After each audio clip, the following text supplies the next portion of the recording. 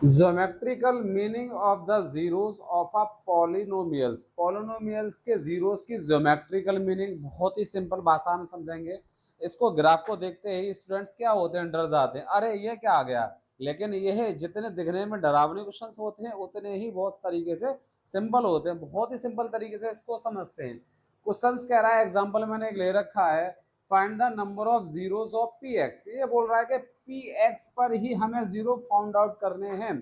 जो पोनेमल दे रखे हैं, ग्राफ दे रखे हैं, इसमें क्या है, एक होता है हमारा पी एक्स एक्सिस बोलते हैं इसको। इस ग्राफ का ये वाला जो पोर्शन है क्या है, ये एक्स एक्सिस, और ये क्या है हमारा Y axis, X X axis और वाई एक्सिस।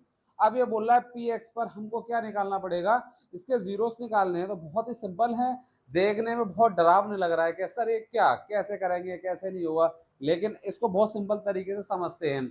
जो हमारी लाइन एक्स एक्सिस पे पूछ रहा है, तो एक्स एक्सिस पर जितनी बार टच करेगी और जितनी बार कट करेगी उतने ही उसके जीरोस होंगे। एग्जाम्पल फर्स्ट को देख लेते हैं, इसका आंसर क्या आएगा। इसका बहुत सिंपल आंसर है, एक्स एक्सिस मेरी लाइन क्या है, ये वाली है, ये एक्सेस लाइन है, ये बाइस एक्सिस है। क्या ये वाला जो हमारा लाइन आ रही है एक्स एक्सिस को कट या टच कर रही है, कंडीशन एक ही है, जितनी बार टच करेगा या जितनी बार कट करेगा उसके उतने ही नंबर ऑफ जीरोस होंगे हमारे। तो ये वाली लाइन एक्स एक्सिस को कोई टच एंड कट कर ही नहीं रही है, बाई एक्सिस पे जा रही है, तो नंबर ऑफ जीरोस इसके कितने होंगे, जीरो होगा, एक भी नहीं होगा।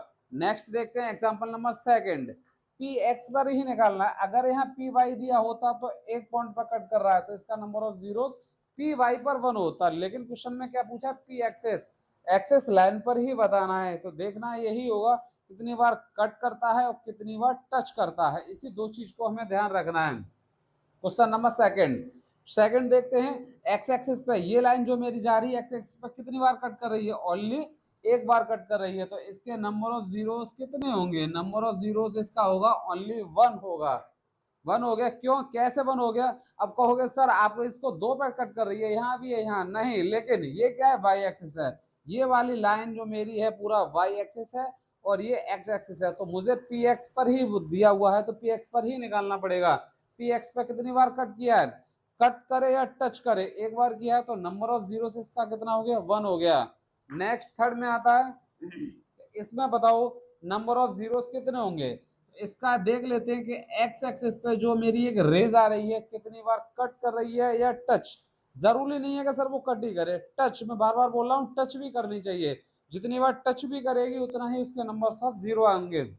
इसको देखते हैं, 1 2 3, एक्स एक्सेस पर सर ये 3 बार कर रही है, 1 2 3, तो नंबर ऑफ जीरो इसके कितने निकल कर आएंगे, 3 निकल कर आएगा।